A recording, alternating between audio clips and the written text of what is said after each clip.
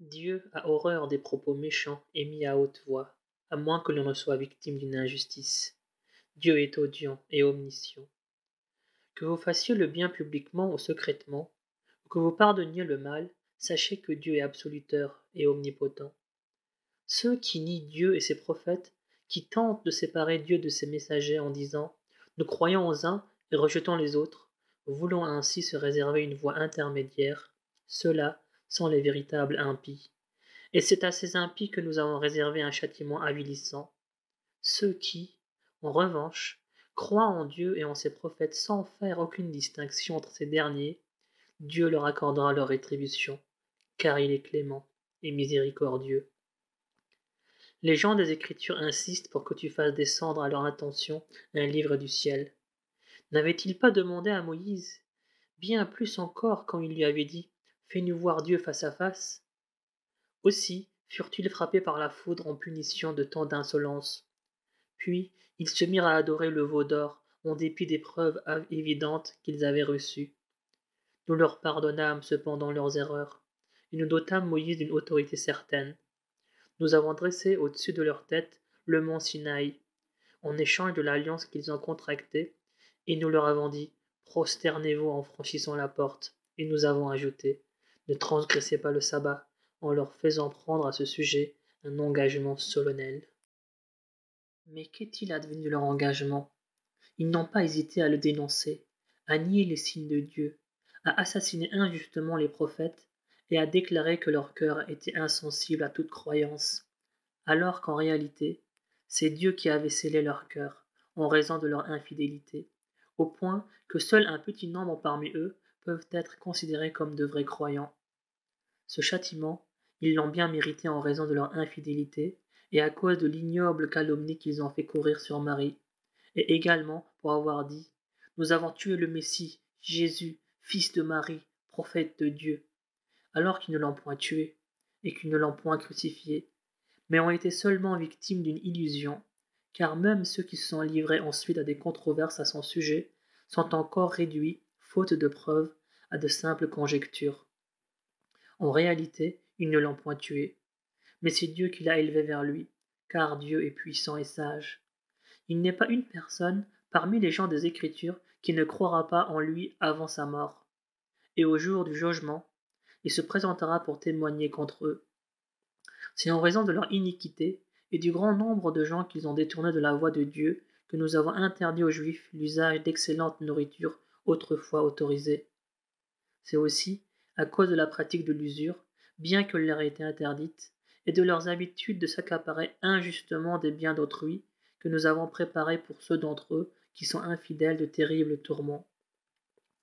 Mais ceux d'entre eux qui sont enracinés dans la science, ainsi que ceux qui croient aux révélations qui t'ont été faites et à celles qui les ont précédées, qui observent la salate, s'acquittent de la zakat, croient en Dieu et au jugement dernier, à tout cela nous accorderons une belle récompense. Nous t'avons fait des révélations, comme nous en avons fait à Noé et aux prophètes qui l'ont suivi, comme nous en avons fait à Abraham, Ismaël, Isaac, Jacob, aux apôtres des 12 tribus, à Jésus, Job, Jonas, Aoran, Salomon, et à David auquel furent révélés les psaumes. Il y a des prophètes dont nous t'avons précédemment narré le récit, et d'autres sur lesquels nous ne t'avons rien dit. Il est certain que Dieu a adressé la parole de vive voix à Moïse.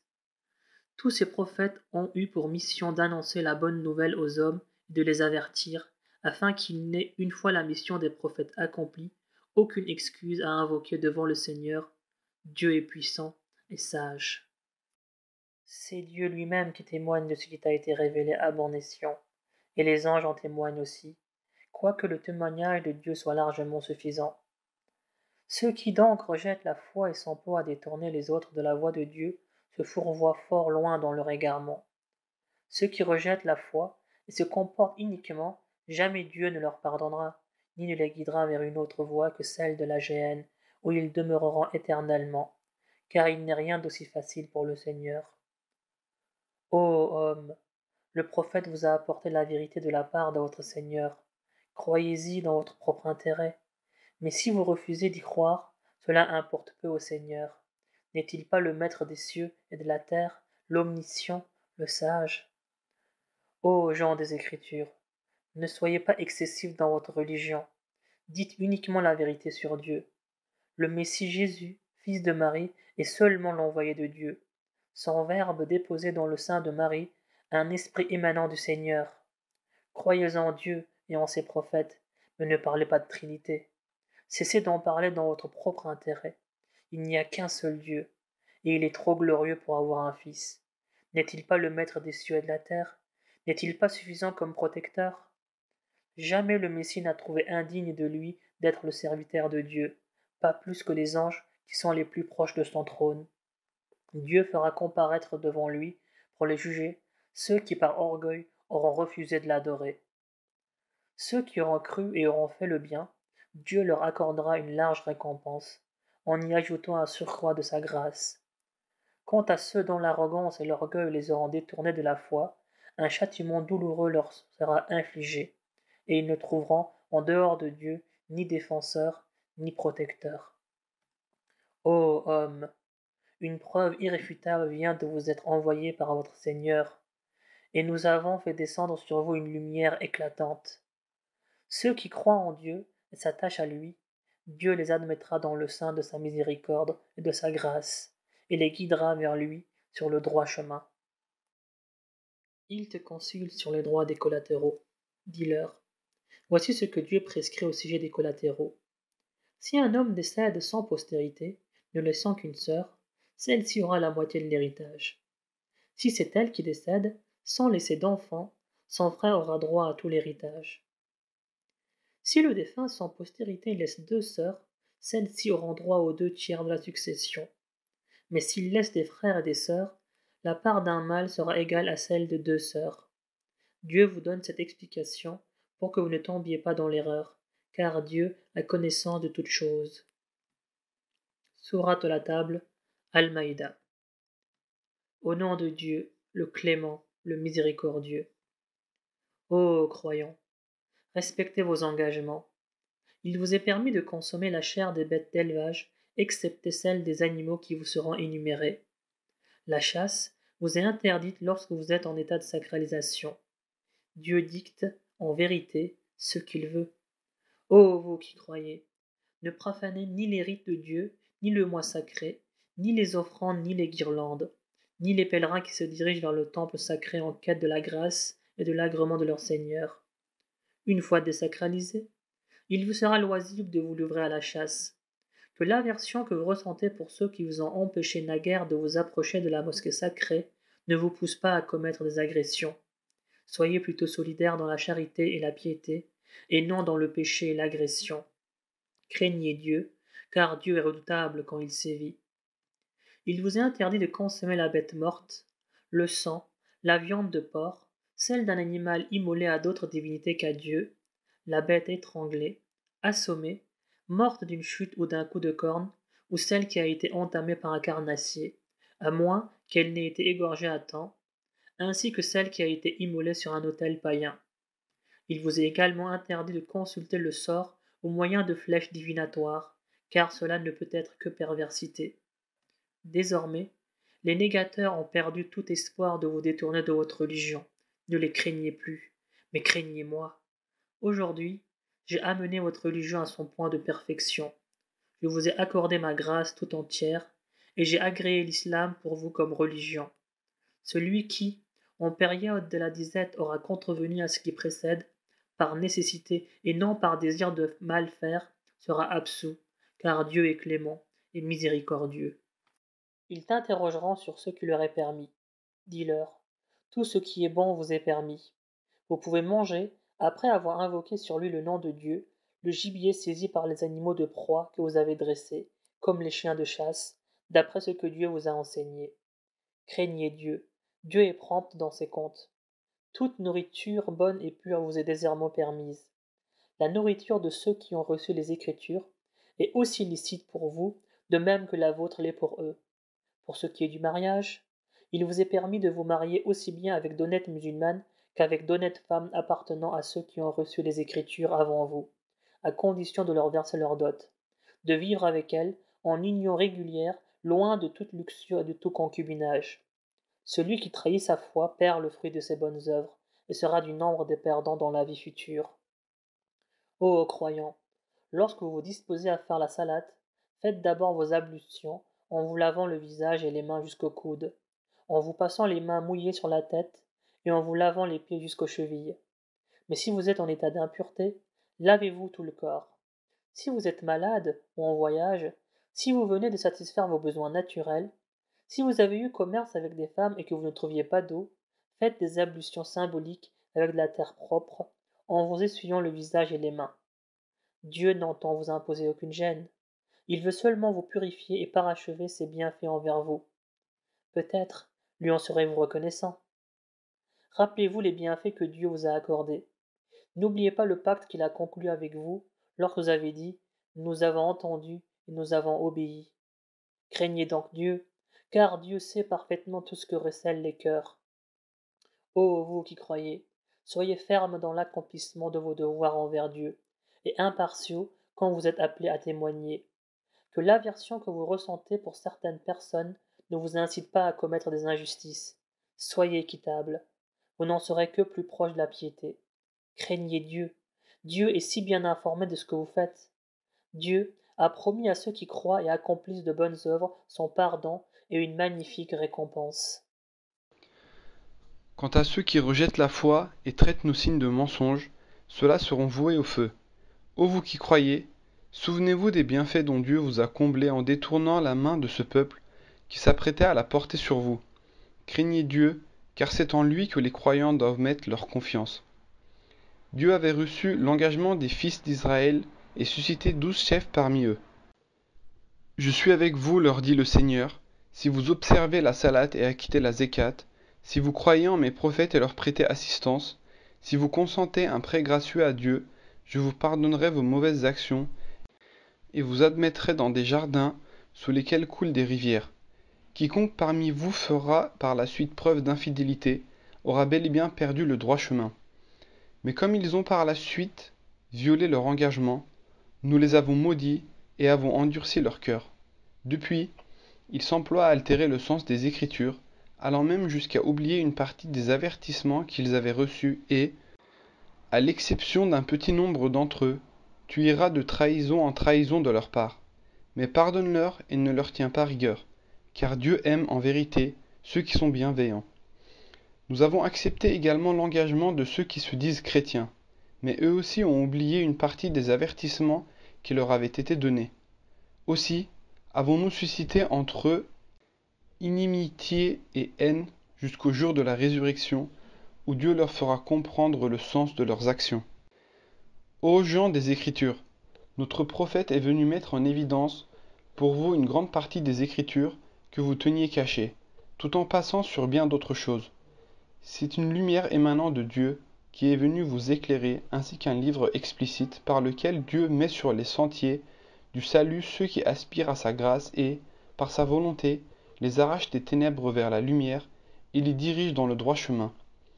Ceux qui disent que Dieu n'est autre que le Christ, fils de Marie, sont de véritables négateurs. Dis-leur, qui donc pourrait s'opposer à Dieu s'il voulait anéantir le Messie, fils de Marie, ainsi que sa mère et tous les êtres qui peuplent la terre? Dieu n'est-il pas le maître des cieux, de la terre et de l'espace qui les sépare? Il crée ce qu'il veut et sa puissance s'étend à tout l'univers.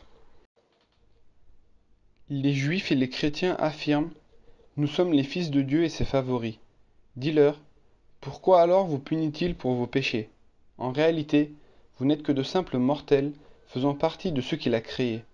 Il pardonne à qui il veut et il punit qui il veut. Car c'est lui le maître des cieux, de la terre et de l'espace interstellaire, et c'est à lui que tout fera retour. Ô vous qui avez reçu les Écritures, notre prophète est venu vous instruire, après une longue période restée sans prophétie, afin que vous ne puissiez dire « Personne n'est venu nous annoncer la bonne nouvelle, ni nous avertir. Le voici donc cet annonciateur et cet avertisseur parmi vous. Dieu a pouvoir sur toutes choses. » Souvenez-vous quand Moïse dit à son peuple, « Ô mon peuple, soyez reconnaissants des bienfaits de Dieu à votre égard, lorsqu'il a choisi parmi vous des prophètes, a fait de vous des rois, et vous a accordé ce qu'il n'a accordé à nul autre. Ô mon peuple, entrez dans la terre sainte que Dieu vous assigne, Évitez surtout de retourner sur vos pas, car vous seriez les grands perdants. Ô Moïse, répondirent les Israélites, cette terre est occupée par un peuple redoutable, et nous ne pourrons nous y risquer que quand ils l'auront évacuée. S'ils en sortent, nous sommes disposés à y entrer. Deux hommes d'entre eux, qui craignaient Dieu, et qui étaient animés par sa grâce, dirent alors, forcez leur porte et, une fois que vous l'aurez franchie, vous serez les vainqueurs. C'est à Dieu que vous devez vous en remettre, si vous êtes des croyants sincères. Ô Moïse, s'écrièrent-ils, jamais nous n'y entrerons tant qu'ils ne l'auront pas quitté. Allez-y, toi et ton Dieu, pour les combattre. Quant à nous, nous resterons là à attendre. Seigneur, dit Moïse, je n'ai de pouvoir que sur moi et mon frère. Éloigne de nous ce peuple pervers. Cette terre, dit le Seigneur, leur sera interdite pendant 40 ans, durant lesquels ils seront appelés à errer de par le monde. Ne te tourmente donc pas pour un peuple aussi pervers. Raconte-leur l'histoire des deux fils d'Adam, telle qu'elle s'est déroulée. Chacun des deux frères avait fait une offrande, mais celle de l'un fut acceptée, alors que celle de l'autre ne le fut point. Je te tuerai, dit ce dernier à son frère, qui lui répondit, que veux-tu? Dieu n'accepte que de ceux qui le craignent. Et si tu portes la main sur moi pour me tuer, je n'en ferai pas de même, car je crains trop mon Seigneur, le Maître de l'univers, pour commettre un pareil crime. Je préfère que tu te charges seul de mes péchés et des tiens, et tu seras alors voué à la géhenne, qui est la juste récompense des criminels. Mais n'obéissant qu'à son instinct bestial, Caïn fut entraîné au meurtre de son frère. Il le tua donc et se trouva de ce fait du nombre des réprouvés. Dieu envoya alors un corbeau qui se mit à gratter le sol pour lui indiquer comment inhumer le cadavre de son frère. Alors le meurtrier s'écria, malheur à moi, suis-je donc incapable d'imiter ce corbeau et d'ensevelir la dépouille de mon frère? Et depuis lors, il ne cessa d'être rongé par d'intenses remords. Voilà pourquoi nous avons édicté cette loi aux fils d'Israël. Quiconque tue un être non convaincu de meurtre ou de sédition sur la terre est considéré comme le meurtrier de l'humanité tout entière. Quiconque sauve la vie d'un seul être humain est considéré comme ayant sauvé la vie de l'humanité tout entière. Malgré les multiples et irréfutables preuves qui leur furent apportées par nos prophètes, beaucoup d'entre eux n'en continuèrent pas moins à commettre des excès sur la terre. La seule récompense de ceux qui font la guerre à Dieu et à son prophète, et qui provoquent le désordre sur la terre, est qu'ils soient mis à mort, crucifiés ou amputés d'une main et d'un pied, par ordre croisé, ou qu'ils soient expulsés du pays. Ce sera une dégradation pour eux, dans ce monde, en plus du terrible châtiment qui les attend dans la vie future, à l'exception de ceux qui se repentent avant de tomber en votre pouvoir. Sachez que Dieu est clément et miséricordieux. Ô vous qui croyez, craignez Dieu et efforcez-vous de trouver le moyen de vous rapprocher de lui. Déployez vos efforts pour sa cause, ainsi vous réussirez. Les négateurs posséderaient-ils toutes les richesses de la terre, voire le double de ses richesses, et les offriraient-ils pour échapper au châtiment du jour de la résurrection, que leurs offres ne seraient pas acceptées, leur supplice sera atroce, et tous les efforts qu'ils déploieront pour sortir de l'enfer seront vains, car leur supplice y sera éternel. Au voleur et à la voleuse, coupez la main en punition de leur forfait. Telle est la sanction dissuasive prescrite par Dieu, et Dieu est puissant et sage. Cependant, celui qui se sera repenti une fois son forfait accompli et se sera amendé, Dieu accueillera son repentir, car Dieu est clément et miséricordieux. Ne sais-tu pas que Dieu est le maître des cieux et de la terre? Il punit qui il veut et pardonne à qui il veut, car sa puissance n'a point de limite. Ô prophète, ne t'afflige pas à cause de ceux qui courent à l'envi vers l'infidélité, tant parmi ceux qui proclament du bout des lèvres leur foi sans que leur cœur y soit, que parmi les Juifs qui, friands de mensonges, prêtent une oreille complaisante aux discours de ceux qui ne viennent jamais écouter les tiens, qui s'emploient à altérer le sens des Écritures, et disent aux leurs, si on vous propose telle idée, acceptez-la, sinon, soyez sur vos gardes. En vérité, tu ne pourras rien pour sauver ceux que Dieu a décidé de mettre dans le désarroi, et dont il ne veut pas purifier les cœurs. Ceux-là seront couverts d'opprobre dans ce monde et subiront de terribles tourments dans la vie future. Ils sont toujours friands de mensonges, toujours avides de gains illicites. S'il s'adresse à toi pour arbitrer un différend, libre à toi d'en juger ou de t'en abstenir. Si tu t'abstiens d'intervenir, ils ne sauront te nuire en aucune manière. Mais si tu les juges, fais-le en toute équité. Dieu aime ceux qui sont équitables. D'ailleurs, pourquoi te soumettraient-ils leurs différends, alors qu'ils détiennent la Torah, où sont réunies les sentences du Seigneur, si ce n'est pour récuser ensuite tout jugement quand il leur est défavorable? Ces gens-là n'ont rien de commun avec les croyants. En vérité, nous avons révélé la Torah comme guide et comme lumière. Et c'est sur la base de ce livre que les prophètes, soumis à la volonté de Dieu, ainsi que les rabbins et les grands théologiens, en tant que gardiens et témoins de cette écriture, devaient rendre la justice entre les Juifs. Ne redoutez donc pas les hommes, mais redoutez-moi. Ne troquez pas mes enseignements à vil prix. Ceux qui ne jugent pas d'après ce que Dieu a révélé sont de véritables négateurs. Nous leur avons prescrit la Torah, vie pour vie, œil pour œil, nez pour nez, oreille pour oreille, dent pour dent. Quant aux blessures, elles tombent sous la loi du talion. Quiconque renonce par charité à ce droit obtiendra la rémission de ses péchés. Ceux qui ne jugent pas d'après ce que Dieu a révélé, ceux-là sont les injustes. Nous envoyâmes à leur suite Jésus, fils de Marie, qui vint confirmer le contenu de la Torah précédemment révélée. Nous le dotâmes de l'Évangile qui est à la fois un guide et une lumière corroborant la Torah et servant en même temps de direction et d'exhortation pour ceux qui craignent le Seigneur. Que les gens de l'Évangile jugent donc d'après ce que Dieu y a révélé.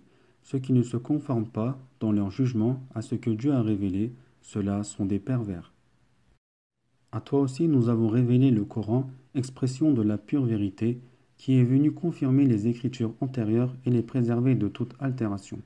Juge donc entre eux d'après ce que Dieu t'a révélé. Ne suis pas leur passion, loin de la vérité qui t'est parvenue.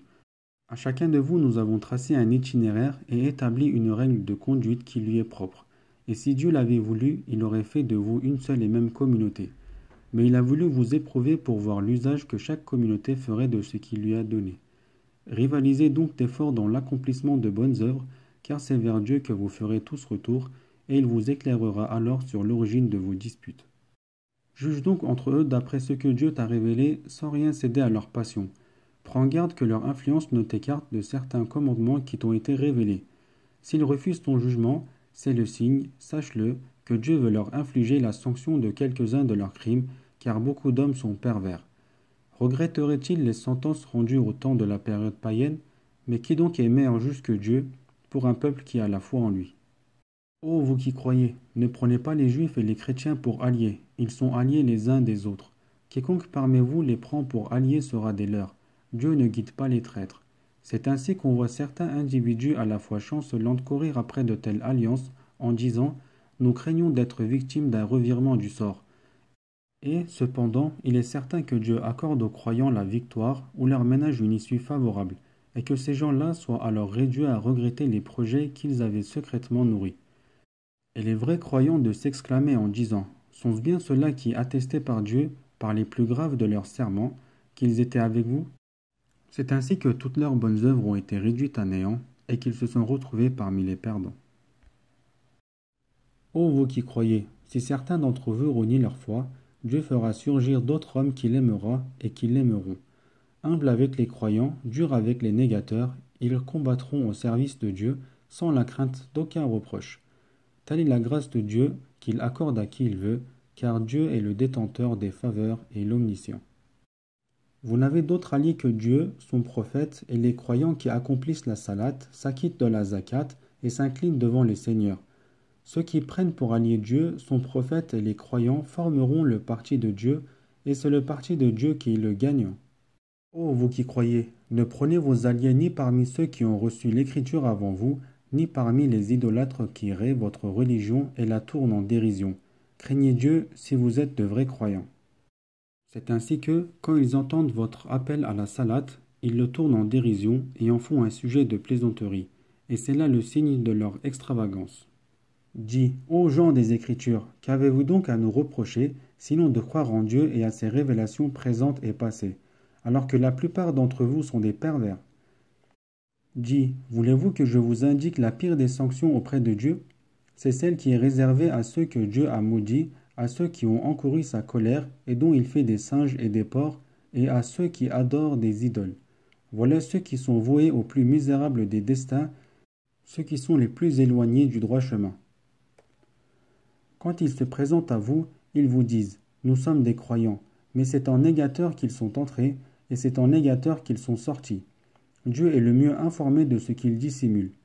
L'on voit un grand nombre d'entre eux s'empresser de commettre des péchés et des agressions, de se repaître de gains illicites. Quel ignoble comportement que le leur! Pourquoi leurs rabbins et leurs grands théologiens ne leur interdisent pas de tenir des propos coupables et de vivre de spéculations illicites? Quelle vilaine chose que leur silence! La main de Dieu est entravée, disent les Juifs. Entravée soit leur propre main, et maudits soient-ils eux-mêmes pour ce blasphème. Bien au contraire, les deux mains de Dieu sont largement ouvertes, et il dispense ses dons comme il l'entend. Mais les révélations que tu reçois de ton Seigneur ne feront qu'accroître, chez beaucoup d'entre eux, leur esprit de révolte et leur impiété. Nous avons suscité parmi eux l'inimitié et la haine, et il en sera ainsi jusqu'au jour du jugement dernier. Chaque fois qu'ils allument le feu de la guerre, Dieu l'éteint aussitôt. Il s'applique à répandre la corruption sur la terre, alors que Dieu n'aime pas les corrupteurs. Si les gens des Écritures avaient la foi et craignaient Dieu, nous aurions pardonné leurs péchés et nous les aurions admis dans les jardins du délice. S'ils observaient la Torah, l'Évangile et les révélations que leur Seigneur leur a envoyées, ils jouiraient certainement des biens du ciel et de ceux de la terre. Certes, il existe bien parmi eux des gens du juste milieu, mais il en est tant d'autres dont la conduite est déplorable. Ô prophète, communique ce que ton Seigneur t'a révélé. Si tu négliges de le faire, tu auras failli à ta mission. Dieu te protégera des hommes, mais Dieu ne guidera jamais les négateurs. Dis, ô gens des Écritures, tant que vous ne vous conformez pas à la Torah, à l'Évangile et à ce qui vous a été révélé par le Seigneur, vous n'accomplirez rien de valable. Certes, les révélations que tu as reçues de ton Seigneur ne feront qu'accroître chez beaucoup d'entre eux l'esprit de révolte et d'infidélité. Cesse donc de t'inquiéter d'un peuple aussi pervers.